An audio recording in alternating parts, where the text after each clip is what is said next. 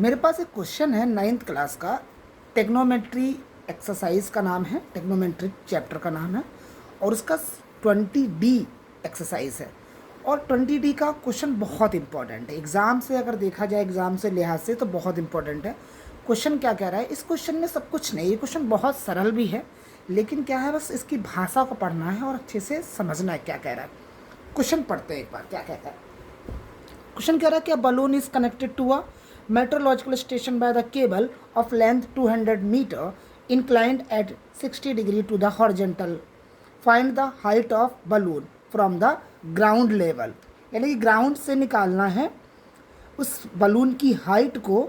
और एक चीज़ और बोला गया है कि there is no slack in the streak. आप लोग क्वेश्चन किताब में देख लीजिएगा, कोई ढील नहीं है, यानी कि डोर से जो बंधा है बलून, उस डोर में बिल्कुल ढीला ढाला नहीं, बिल्कुल टाइट होकर बलून बंधा है। ठीक है, सपोज करो ये कैसा होगा, बलून यहाँ पर रहा होगा, बलून यहाँ पर रहा होगा और यहाँ पर क्या हो रहा होगा, ये बंधा होगा, यानी बलून ये उड़ रहा है और यहाँ पर बंधा है। बात समझ में आ रही है? बिल्कुल सही बात है। जब यहाँ से ये उड़ रहा है और ये बंधा है तो इसकी एक हाइट, ये मतलब कुछ दूरी होगी। ये दूरी दे रखा है कितनी, ये दे रखा है 200 मीटर। ठीक है, बात समझना। ये 200 मीटर हो गया। ओके, ग्राउंड से लेंथ पूछ रहा है। सपोज कर लो यहाँ से ग्राउंड रहा होगा, ये सीधा, बिल्कुल हाइट हमेशा सीधी होती है, तो ये ग्राउंड है। यहाँ से पूछ रहा है कि इसकी वो डिस्टेंस बताना, तो ये हो गया आपकी क्या, ये हो गया ग्राउंड पूरा। बात समझ में आ रही है? ठीक है। अब उसने बोला है कि balloon is connected to a meteorological station, मतलब यहाँ पर कोई दूर, मेट्रोलॉजिकल स्टेशन मतलब होता है कि मौसम विभाग का स्टेशन कोई होगा वहाँ पर, उसकी बात कर रहा है।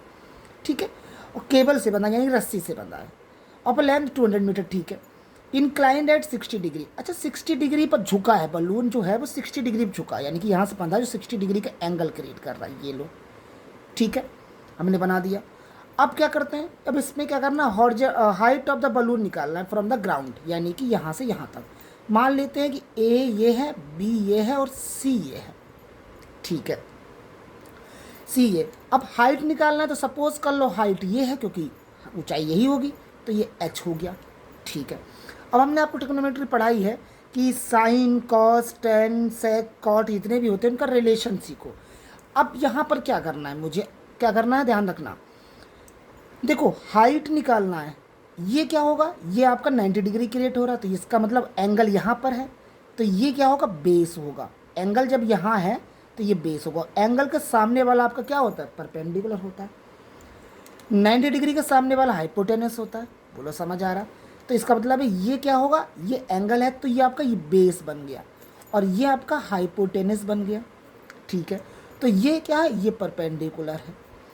अब बात करो क्या पूछ रहा है वो, हाइट, यानी कि परपेंडिकुलर पूछ रहा है। परपेंडिकुलर क्या होता है, ये एच है, तो मुझे मालूम है रिलेशन क्या होता है, परपेंडिकुलर और हाइट, परपेंडिकुलर और हाइपोटेनस किसका फॉर्मूले में आता है। तो याद करो, मैंने रेशियो पढ़ाए थे साइन, कॉस, टेन। तो साइन का मैंने क्या बताया था, साइन 60 डिग्री इक्वल्स टू क्या होता है, परपेंडिकुलर अपॉन हाइपोटेनस। 60 डिग्री से मतलब नहीं है, साइन का मतलब होता है परपेंडिकुलर अपॉन हाइपोटेनस। डिग्री कितने पे है, 60, तो हमने 60 डिग्री ले लिया। बोलो, समझ आया? समझ आया। ठीक है, तो साइन 60 का मान होता है √3/2, ये जरूर याद कर लेना, √3/2। परपेंडिकुलर कौन सा अपने एंगल में, तो परपेंडिकुलर है ए बी।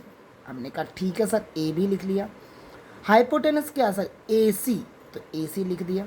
ठीक है, ए बी आपका निकालना है, तो ए बी को आपने क्या मानना है, एच मानना, तो एच ही रख लो क्योंकि मैंने एच माना है। और ए सी कितना, 200 मीटर दे रखा है, 200 मीटर। सॉल्व हो गया क्वेश्चन। बस क्या करना है, थोड़ा सा क्रॉस मल्टीप्लिकेशन, इसका इसमें होगा, इसका इसमें होगा।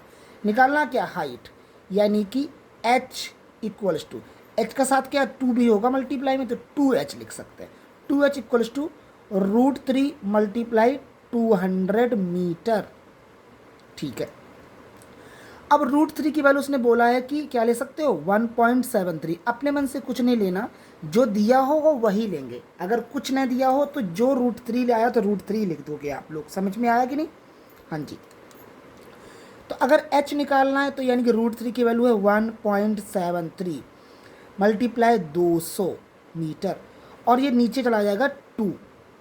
ठीक है, बोलो समझ आया? हाँ जी। यहाँ अगर मैं पॉइंट हटाऊंगा तो ये 2 जीरो चिपका देंगे, क्योंकि 1 2 2 डिजिट है, पॉइंट के बाद 2 जीरो चिपका दिया। इन 2 जीरो से ये 2 जीरो कट गए और 2 से ये 2 कट गया, तो क्या हो गया h बराबर 173 और ये मीटर बचा मीटर। ये आ गया, यानी कि ग्राउंड से बलून जहाँ उड़ रहा है उसकी ऊंचाई 173 मीटर है। अच्छा, मैंने साइन क्यों लिया? इस बात का सबसे इम्पोर्टेंट बात, साइन क्यों लिया? सर साइन इसलिए लिया क्योंकि देखो डिग्री यहाँ पर बनना था, यानी कि एंगल यहाँ पर बनना था, और तो ये हमारा हो गया आपका क्या बेस, ये हो गया आपका परपेंडिकुलर। दिया क्या हाइपोटेनस, हाइपोटेनस दिया था, और निकालना क्या था हाइट, और हाइट आपका परपेंडिकुलर था। तो परपेंडिकुलर का संबंध सीधा हाइपोटेनस से किसके साथ है? साइन के साथ है। That's why we are taken of sine. 60 degree क्यों लिया? क्योंकि एंगल 60 डिग्री पर झुका हुआ है। एंगल का डिग्री जो दे रखा है वो 60 दे रखा है क्वेश्चन में। That's why we are taken of 60 degree sine. So hypotenuse and perpendiculars, the relation of sin theta. So that's why we are using of sin 60 degree. Okay, we know that the sin equals to perpendicular hypotenuse. Here is perpendicular AB and hypotenuse AC. Now given value AC is 200 meter and find the value of AB, it's mean perpendicular. So we can put up the value of sin 60 √3/2 and AB equals to AB and AC. We know that the cross multiplication, how to do that? 2 multiply AB here, because AB is H, that's why H, and √3 multiply AC, so √3 AC is means 200 meter, 200 meter. The put the value of √3 is given question 1.73, 1.73 multiply 200. Decimals use, remove the decimal from 20 in denominator side. 200 cancel out, 173 is left out, so height is 173 meter from the ground level of balloons. Okay, clear?